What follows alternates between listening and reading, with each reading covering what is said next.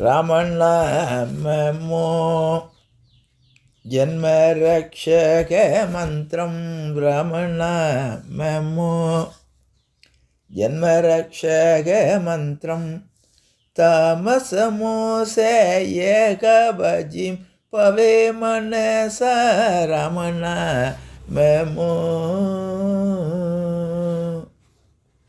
सोम सूर्य नेत्रुडैन श्री सोम सूर्य नेत्रुडैन श्री रामचंद्रुनिगी सरी यवरूरा रामचंद्रुनिगी सरी यवरूरा रामनामो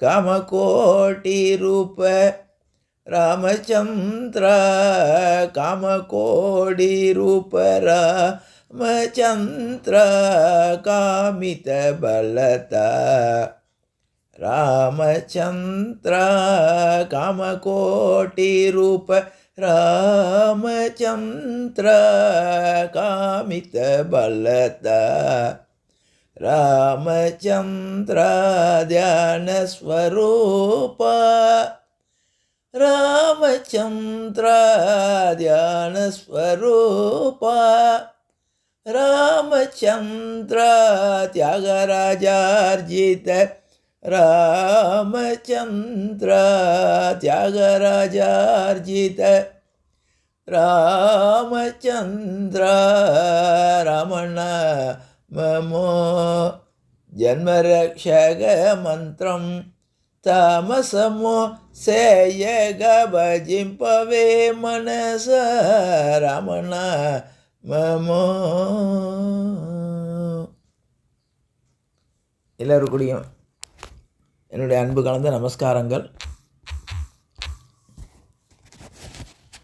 மகாபக்த விஜயம் என்ற ஒரு தலைப்பிலே வடதேசத்து மகான்களுடைய சரிதங்களை படித்து கேட்டு அனுபவித்து வருகிறோம். இன்றைய தினம் 28வது மகானாகிய ஸ்ரீ ராமராஜர் என்ற ஒரு அரசனுடைய விருத்தாந்தத்தை நாம் அனுபவித்து ரசிக்க இருக்கிறோம். இவருடைய விருத்தாந்தம் என்பது கிட்டத்தட்ட நம்முடைய தமிழ்நாட்டிலே நம்முடைய தென்பகுதியிலே இருந்த குலசேகர ஆழ்வாருடைய சரிதத்தை ஒத்து இருக்கும். குலசேகர ஆழ்வாருடைய சரிதம் நமக்கு தெரிஞ்சது தான், இருந்தாலும் அதை பார்த்து விட்டு அதோடு எப்படின்னு ஒப்பு நோக்கி சொல்லலாம்.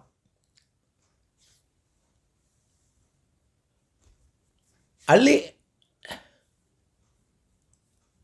சேரநாட்டிலே தென்பகுதியிலே சேரநாட்டிலே கொல்லிமலை என்ற பகுதியை அரசாண்டு வந்தவர் சேர மன்னனாகிய குலசேகர ஆழ்வார்.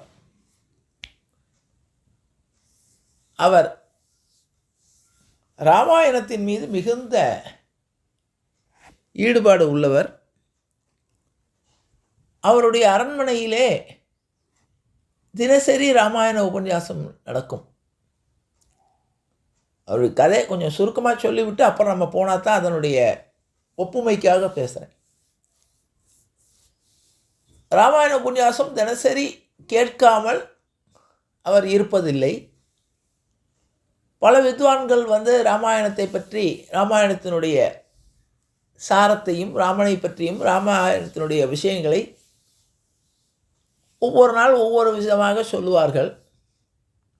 இவர் ராமாயணம் கேட்கும்போது அந்த ராமாயண காலத்துக்கே போயிடுவார், தன்னை மறந்து.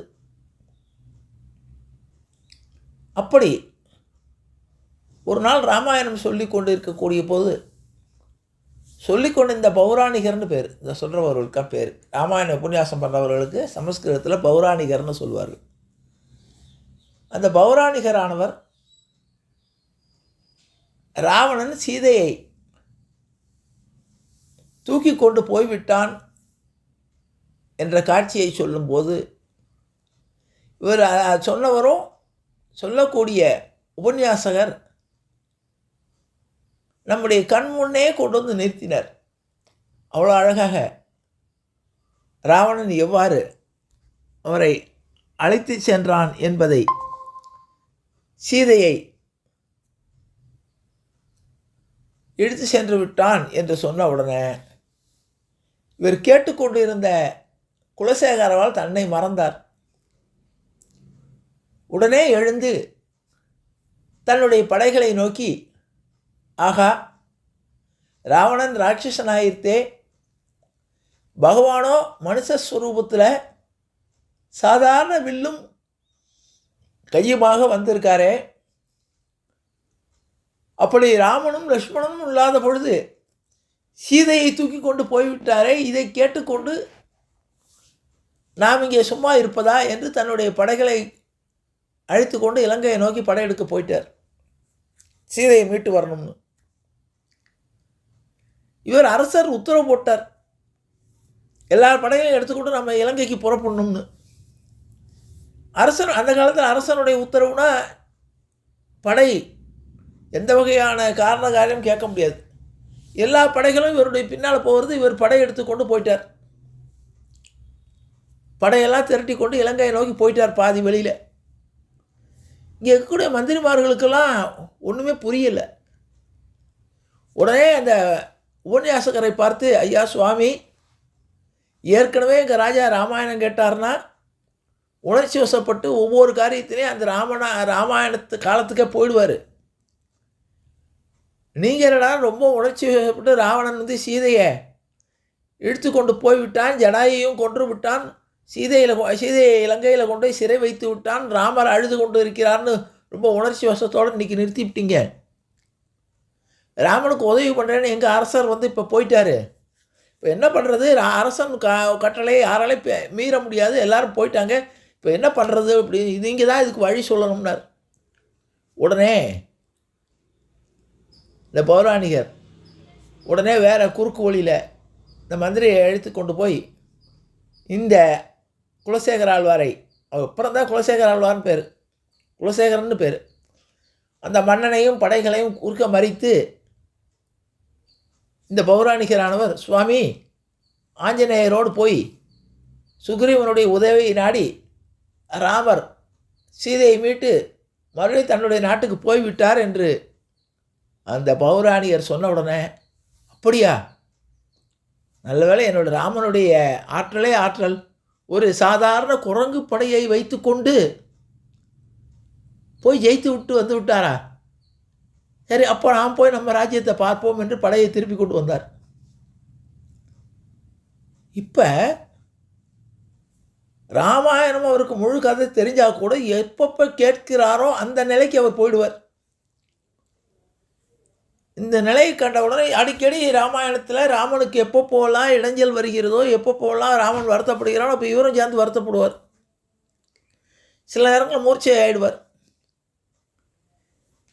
இதை கண்ட அந்த மந்திரியானவர், இவர் ராமாயணம் கேட்கறதுனால, ஆனால் ராஜ்யம் நல்லா நடக்கிறது, ராமாயணம் கேட்டு அடிக்கடி இவர் அதிலேயே மூழ்கி இருப்பதனால் அரசாங்க காரியங்கள் தடைபடுகிறது, வரி போட முடியவில்லை, மற்ற நிர்வாக காரியங்களை கவனிக்க முடியலை. ஆகவே இவர் ராமாயணம் கேட்பதை நிறுத்தணும். நிறுத்தினால்தான் ஒரு ராஜ்ய விசேஷங்களில் ஈடுபடுவார்னு சொல்லி இவர் என்ன பண்ணார்னா, மகாராணியுடைய ஒரு வைர நகை ஒன்று காணோன்னு சொல்லி பிரச்சனையை கிளப்புகிறார்கள். ராஜாட்ட போய் சொல்கிறாங்க, சுவாமி, மகாராணியுடைய ஒரு வைர ஆபரணத்தை காணோம். சரி, யார் எடுத்திருப்பார்கள்னு என்று நீங்கள் சந்தேகப்படுறீங்க, சொல்லுங்கள், அவங்கள விசாரிப்போம்னார். அப்பொழுது அந்த மந்திரியானவர் சொன்னார், அரசே, இந்த அரண்மனைக்குள்ளே அந்தப்புறத்து வரைக்கும் சர்வசாதாரணமாக நடமாடக்கூடிய உரிமை பெற்றவர்கள் இந்த பாகவத கோஷ்டி ஆகிய உபன்யாசகர்களும் அவரை சேர்ந்த கோஷ்டிகளும் தான். நாங்கள் யாருமே அரண்மனையை சேர்ந்தவர்கள் யாரும் அந்த புறத்துக்குள்ளே போக முடியாது, போக மாட்டோம். ஆனால் நீங்கள் இந்த பௌராணிகர்களாகிய இந்த உபன்யாசகர்களும் அவரோடு வந்த சிஷ்ய கோடிகளுக்கும் நீங்கள் முழு சுதந்திரம் கொடுத்ததுனால அவர்கள் எங்கே வேண்டுமானாலும் செல்லலாம். ஆகவே அவர்கள் தான் எடுத்திருப்பார்கள் என்று நாங்கள் சந்தேகப்படுறோன்னு சொன்னார். அப்போ ராஜாவுக்கு ரொம்ப கோபம் வந்துடுத்து. என்ன வார்த்தை சொன்னீங்க?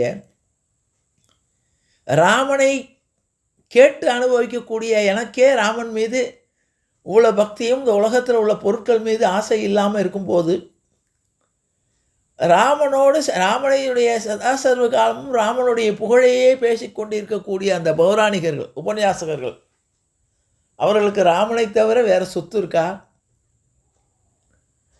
ஆகவே அவர்கள் எடுத்திருக்க மாட்டார்கள் என்று சொல்லுகிறார்கள். இல்லை சுவாமி, அவர்கள் என்னதான் உபன்யாசம் பண்ணிவிட்டு உங்கள்கிட்ட சன்மானம் வாங்கி கொள்கு போகிறது தான். ஆகவே ஒரு நல்ல ஒரு நகையை பார்த்த உடனே அவங்களுக்கு ஆசை ஏற்பட்டிருக்கும். ஆகவே எடுத்திருக்க வாய்ப்பு உண்டுன்னு சொன்னார். உடனே இவருக்கு கோபம் வந்தது.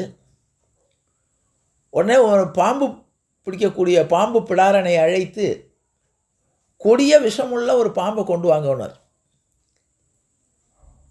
கொடிய விஷமுள்ள ஒரு பாம்பை கொண்டு வந்து வைத்தார். அந்த பாம்பு பிடாரன் கொண்டு வந்து வைத்தார்.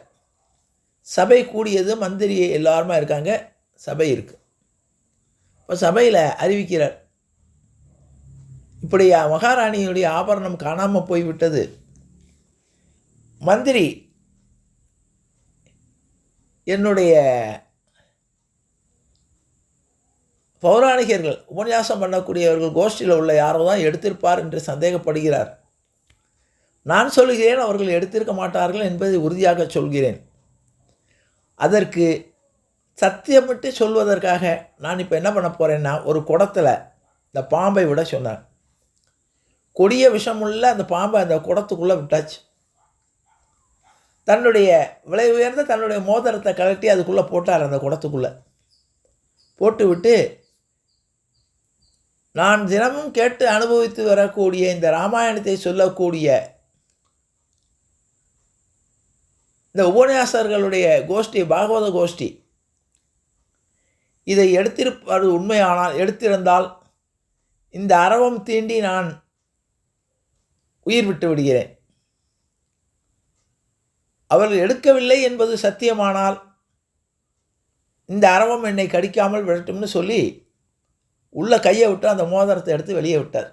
வெளியே காமிச்சார். இந்த பாம்பு உள்ளே அவரை ஒன்றும் செய்யலை. இப்பொழுது நீங்கள் யார் சந்தேகப்படுகிறீர்களோ, நீங்கள் இதே மாதிரி சத்திய பிரமாணம் பண்ணி பாகவத கோஷ்டிகள் தான் எடுத்து விட்டார்கள் என்பது உறுதியானால் என்னை இந்த அரவம் தீண்டாமல் இருக்கட்டும் என்று நீங்கள் உறுதி செய்து பாருங்கள். அப்படி உங்களுடைய வாக்குப்படி அந்த அரவம் தீண்டாமல் இருந்தால் நான் பாகவதர்களை தண்டிக்க தயாராகிறேன் அப்படின்னு. யார் கை விடுவா? இவருக்கு ராமன் மீதும் தன்னுடைய பாகவத கோஷ்டி மேலே அபாரமான நம்பிக்கை. அதனால் நம்பிக்கைக்கு என்றைக்குமே ஒரு மதிப்பு உண்டு. இவர்கள் யாரும் கையை எல்லாரும் நடுங்க ஆரம்பிச்சிட்டார்கள். உடனே அவருடைய காலிலே விழுந்து மன்னிப்பு கேட்டு, சுவாமி, நீங்கள் அடிக்கடி ராமாயணம் கேட்டு உங்களை மெய் மறந்து போகிறதுனால அரசாங்க அலுவல்கள் தடைப்படுகிறது. அதனால் நீங்கள் அதில் ராமாயணம் கேட்பதோடு நிறுத்தி கொண்டால் பரவாயில்ல. நீங்கள் கேட்கும்போது ராமாயண காலத்துக்கே போயிடுறீங்க. அடிக்கடி உணர்ச்சி வசப்பட்டு மூர்ச்சை ஆகிடுறீங்க. ஒவ்வொரு நிகழ்வுகள்லையும் நீங்கள் ஏதோ சமீப காலத்தில் நீங்கள் இருக்கும்போது நடக்கிற மாதிரி நிகழ்வுகளாக நீங்கள் நினைச்சிக்கிறீங்க. அதனால நாங்கள் வேறு வழி இல்லைனர். அப்போ அவர் உணர்ந்தார், உண்மைதான், 2 ஒரே நேரத்தில் 2 பயணம் செய்ய முடியாது. ஆகவே இல்லறம் அல்லது துறவரம் அப்படின்னு சொன்னது மாதிரி நமக்கு ஈடுபாடு எதில் ஜாஸ்தி இருக்குது? ராமாயணத்திலையும் பாகவத கோஷ்டிலையும் சத் விஷயங்கள்லையும் ஈடுபாடு ஜாஸ்தியாக இருக்குது. ஆனால் நாம் அரச உடை அணிந்து கொண்டு இதை பார்ப்பது சரியாக இருக்காது. ஆகவே நான் என்னுடைய இளவரசனாகிய அவருடைய குமாரனுக்கு ராஜ்யத்தை கொடுத்து விட்டு ராஜ்யத்தை துறந்து குலசேகர ஆழ்வார் என்ற பெயரோடு திவ்ய தேசங்களை தரிசித்து பல்வேறு பாசுரங்களை இயற்றி அவர் ஒரு ஆழ்வாராக நம்மோடு ஆழ்வார்களுடைய வரிசையில் இடம்பெற்றார். இந்த கதை எதுக்கு சொல்கிறேன்னா, இதே மாதிரி இது ஆழ்வார்கள் காலம் கிட்டத்தட்ட 700-800 ஆண்டுகளுக்கு முன்னால் உள்ளது, ஆயிரக்கணக்கான வருஷங்களுக்கு முன்னால் உள்ளது. பின்னால் ஸ்ரீ ராமராஜன் என்ற அரசனுடைய விருத்தாந்தம் கிட்டத்தட்ட அதே நிலைமை தான். ராமராஜருடைய எந்த நாட்டை ஆண்டார் என்றோ, அவருடைய யார் மனைவி யார் குழந்தை அவருடைய தாய் தகப்பனார் இந்த விருத்தாந்தம் கிடைக்க பெறவில்லை. ஆனால் மகான்களுடைய வரிசையிலே அவரையும் சேர்த்து இந்த பாகவத விஜயத்திலே, ஸ்ரீ மகாபக்த விஜயத்திலே அவரையும் ஒரு மகானாக சேர்த்து, ஏன்னா அவர்களுக்கு ஆழ்வாருடைய கதையெல்லாம் தெரியாது வடநாட்டில். அதே மாதிரி ஒருவர் ராமராஜர் என்பவர் இருந்தார் என்பதை காட்டக்கூடிய வகையிலே அவருடைய விருத்தாந்தமானது இன்றும் வடதேசத்திலே பெருமையாக பேசப்படுகிறது. இதே மாதிரி தான் அந்த ராஜா ஆனவர் தினசரி ராமாயண உபன்யாசம் அவருடைய அரண்மனையிலே நடந்து கொண்டிருக்கிறது. பௌராணிகர் ராமாயணத்தை மிக அழகாக தினசரி உபன்யாசம் பண்ணுவார். இவர் அதிலே மெய் மறந்து ராமாயணத்தினுடைய காட்சிகளை ரசித்து கொண்டிருப்பார். ஒரு நாள் இந்த பௌராணிகர் வாலி வதத்தை பற்றி பெருமையாக சொல்லி, இதே மாதிரி சுக்ரீவனுடைய நிலைமையை சொல்லி,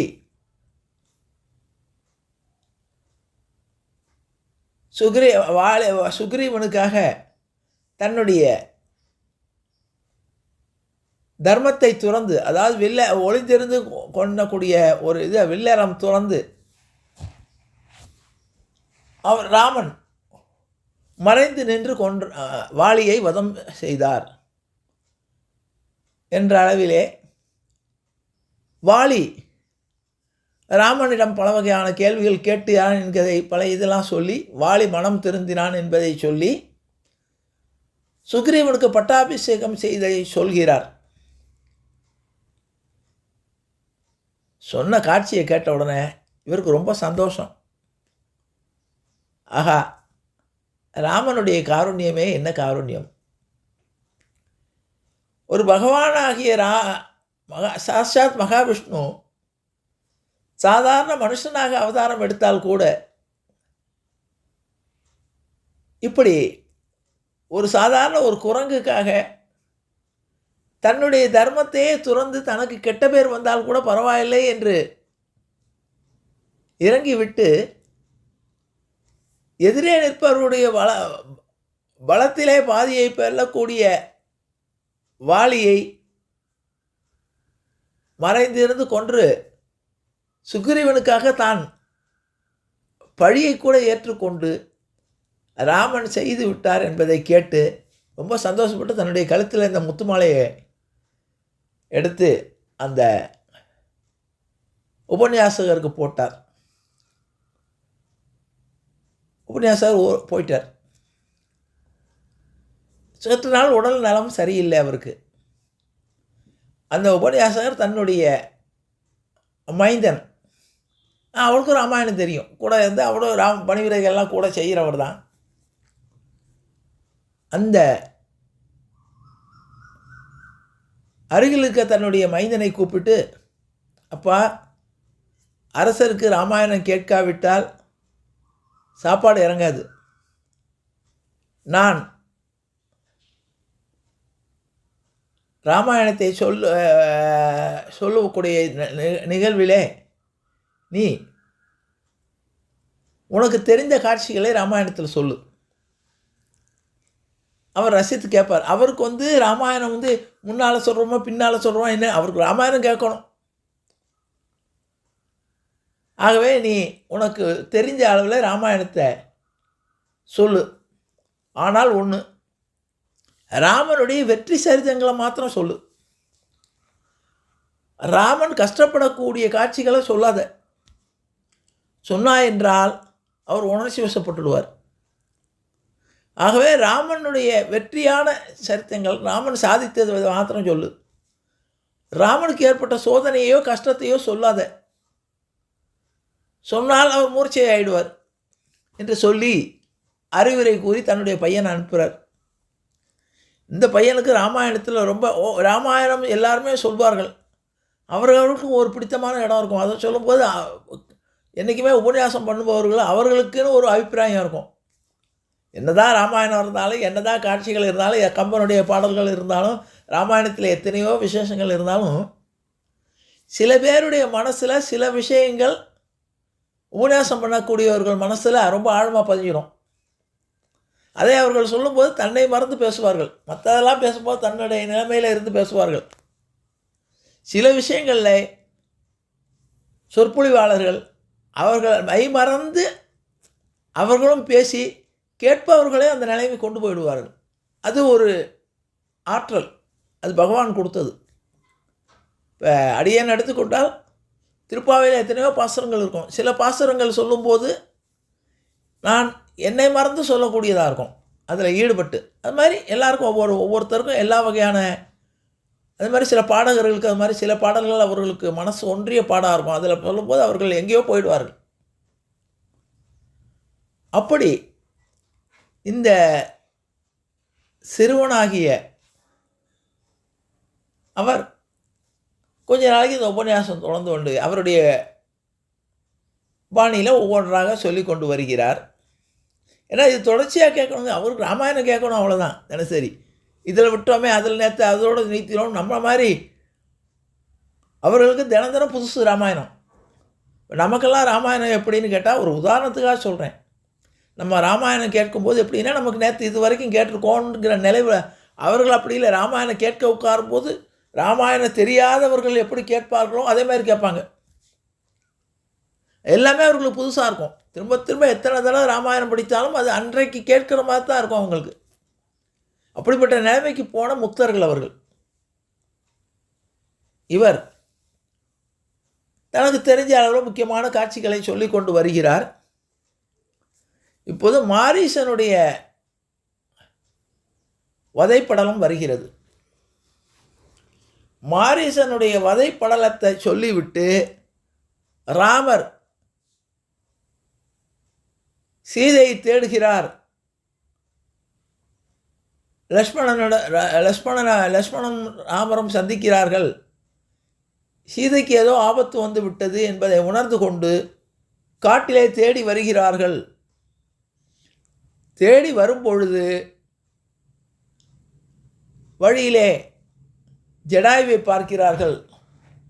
ஜடாயு தன்னுடைய தென் திசையை நோக்கி காட்டிவிட்டு இங்கே உள்ள ராட்சசன் தான் அவரை எடுத்துக்கொண்டு போய்விட்டான் என்று சொல்லிவிட்டு மூர்ச்சையானதோடு நிறுத்தினார். உடனே ராமரானவர் தென் திசையை நோக்கி அந்த தென் திசையை காட்டிவிட்டு ஜடாயு உயிர் நீத்து விடுகிறார். அவருக்கு ஜடாயுக்கு கர்மாக்களை செய்கிறார் என்பதோடு நிறுத்தி விடுகிறார். இதை கேட்ட உடனே ஆஹா, நம்முடைய பிரபு ராமச்சந்திரமூர்த்தி மாயாவியாகிய ராவணனால் ஆகாய மார்க்கமாக எடுத்துக்கொண்டு போய்விட்டார். ராமன் வருத்தப்படுகிறார். எப்படி நம்ம இனிமேல் நடந்து போய் அங்கே தென் திசையில் கடைசியில் ஊர் தெரியாது, எந்த நாடு என்பது தெரியாது, எந்த இடத்துல இருக்கான்னு தெரியாது. இந்த நிலைமையில் ராமனுடைய துயரத்தையும் லக்ஷ்மணனுடைய துயரத்தையும் பௌராணிகர் விளக்கி சொன்ன உடனே மூர்ச்சி அடைஞ்சிடுறார். மறுபடியும் இவர் தெளிவு பெற்றவுடன் அதே குலசேகர ஆழ்வார் கதை தான். இந்த ராமராஜர் தன்னுடைய நினைவுக்கு வந்தவுடனே தன்னுடைய படைகளெல்லாம் திரட்டி கொண்டு இலங்கையை நோக்கி புறப்படுவோம், நாம் சீதா தேவியை மீட்டு காட்டிலே இருக்கக்கூடிய ராமச்சந்திர மூர்த்தியிடம் கொண்டு வந்து நாம் ஒப்படைக்கணும்னு புறப்பட்டார். இப்பொழுது இதே கதை தான். அந்த மந்திரிகளெல்லாம் இந்த பெரிய பௌராணிகர், அதாவது இவருடைய தந்தையார்கிட்ட போய், சுவாமி உங்களுடைய பையன் வந்தார்,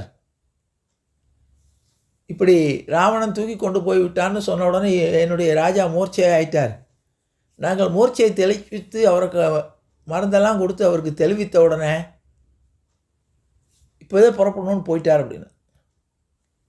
உடனே அவர் பையனை கடிந்து கொள்கிறார். அப்பா, நான் தான் அவருடைய நிலைமை எனக்கு தெரியுமே, அதனால தான் நான் சொன்னேன், ராமனுடைய வெற்றி சரிதங்களை மாத்திரம் சொல்லு.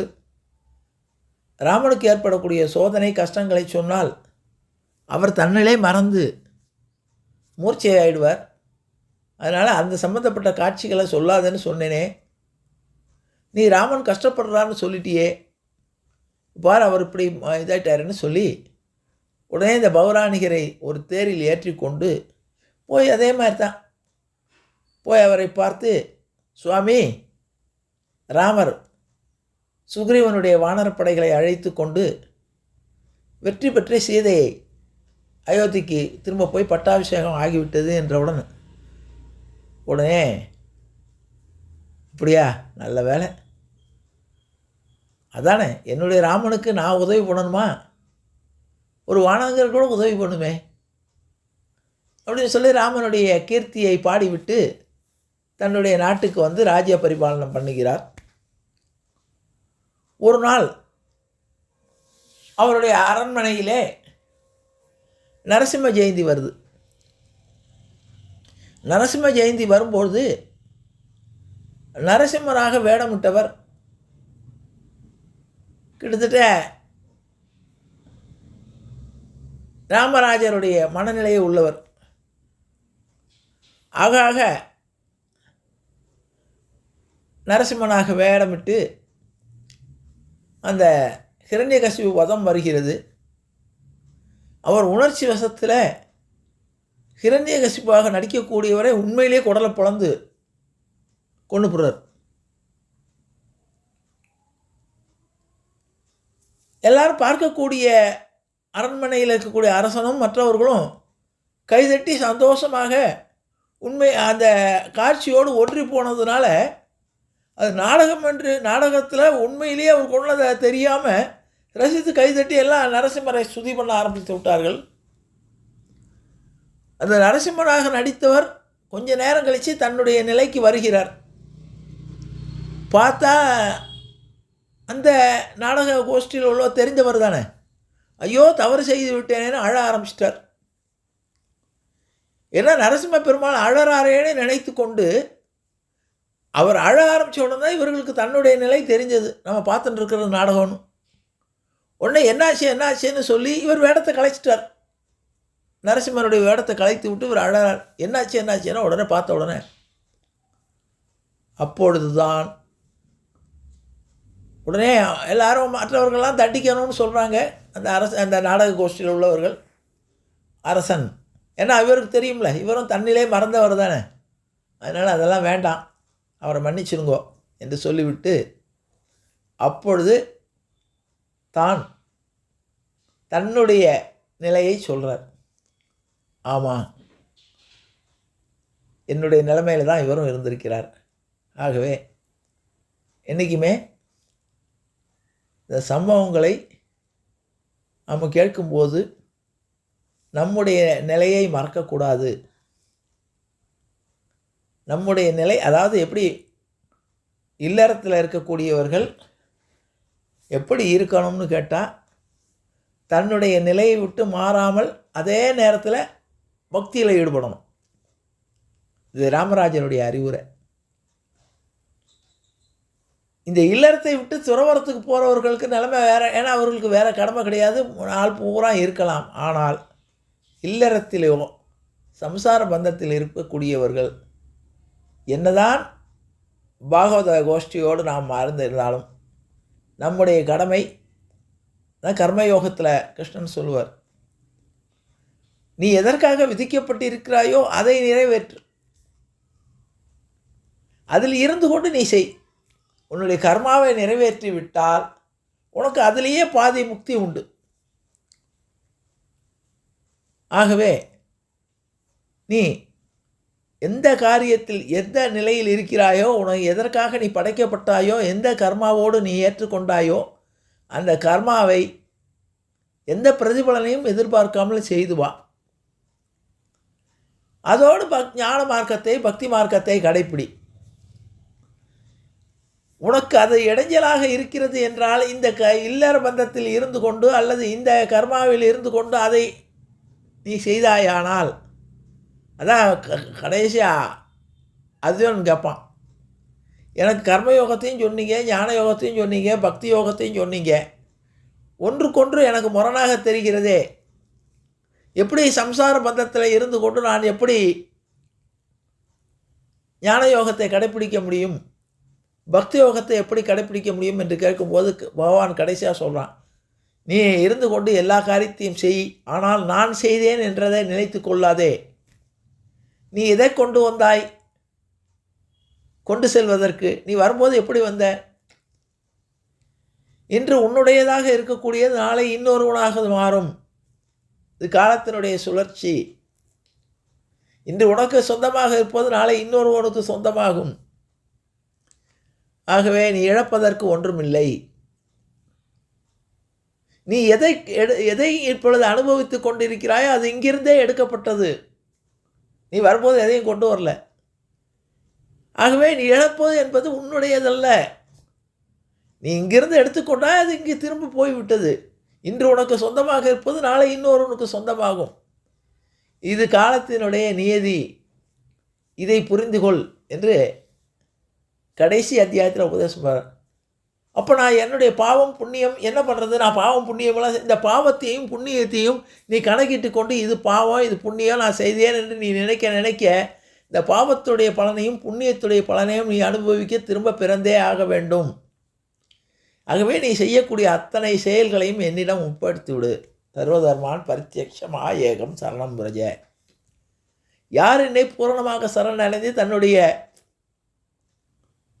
பாவ புண்ணியங்களை என்னிடம் ஒப்படைத்து விட்டு தனக்கு விதிக்கப்பட்ட கர்மாவை செய்கிறானோ, எல்லாமே கிருஷ்ணார்ப்பணம் என்று செய்கிறானோ, அவனை கடைசி காலத்தில் நான் அழைத்து செல்வேன்.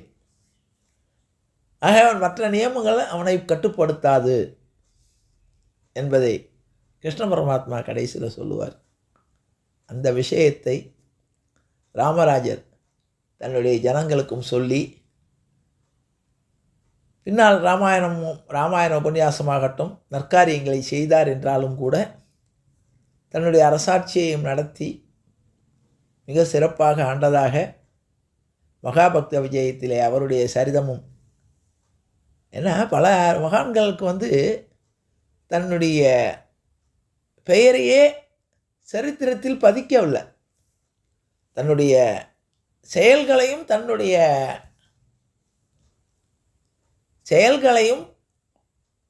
தான் செய்த விஷயங்களை மாத்திரம்தான் நமக்கு தெரிகிறதே தவிர அவர் எந்த நாட்டை ஆண்டார், எப்படி இருந்தார், அவர்களுடைய தாயார் யார், தகப்பனார் யார், குழந்தைகள் யாருங்கிற விஷயங்கள் தேவையில்லை என்று அதை நீக்கப்பட்டு விட்டன. அதாவது ஒருத்தர் செய்த நல்ல செயல் ஒருத்தர் செஞ்சிருக்கான, சில பேர் தன்னுடைய பெயரே தெரியாமல் தர்மம் பண்ணுவார்கள். இங்கே எத்தனையோ ஆலயங்கள் இருக்க, எத்தனையோ தர்மசத்திரங்கள் இருக்குது, எத்தனையோ இருக்குது. இது இவர் கட்டினார்னு தான் சொல்லியிருப்பாங்களே தவிர அவர் யார், எப்படிப்பட்டவர், அவருடைய பரம்பரை என்ன என்று எதுவுமே இருக்காது. இந்த இதெல்லாம் பார்க்கக்கூடிய பல கோவில்கள் யார் கட்டினாங்கன்னே தெரியாது.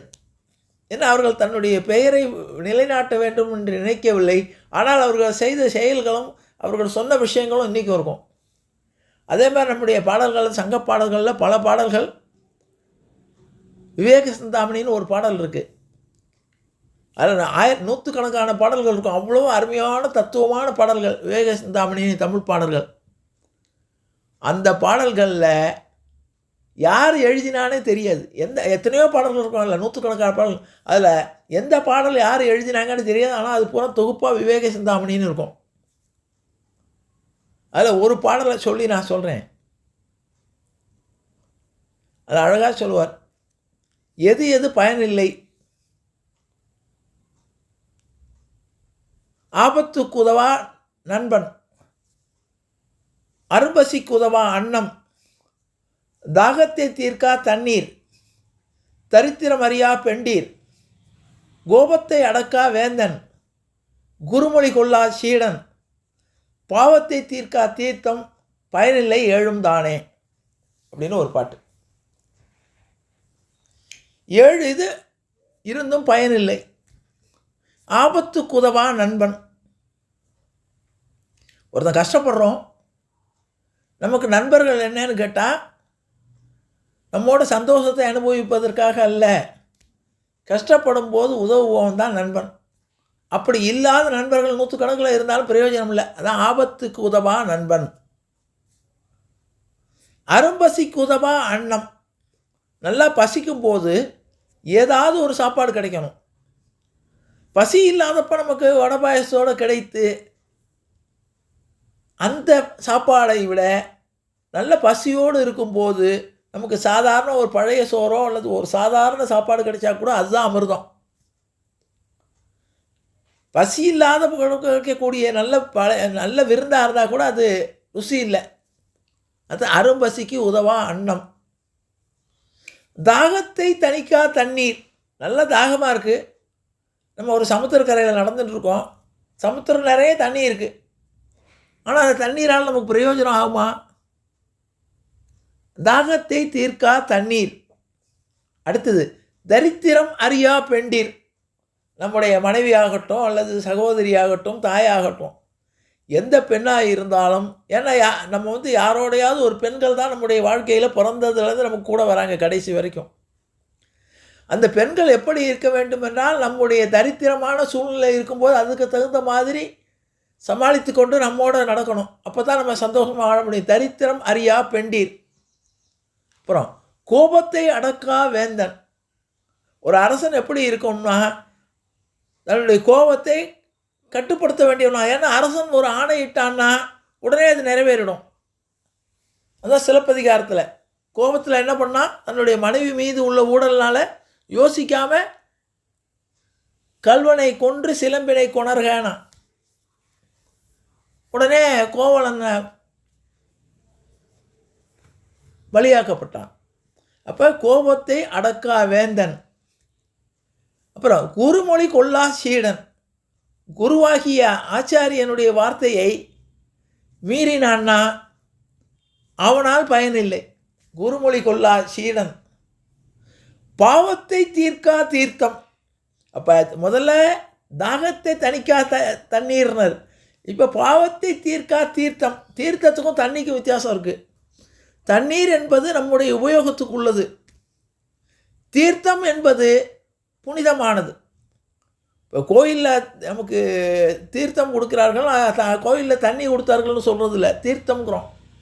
ஏன்னா அது பகவானுக்கு அர்ப்பணிக்கப்பட்டது, அது நம்முடைய பாவத்தை தீர்க்கும். சாதாரண தண்ணீர் தான், அதை பகவத் சம்பந்தம் பாகவத சம்பந்தம் ஏற்படும் போது அது புனிதமான தீர்த்தமாகிறது.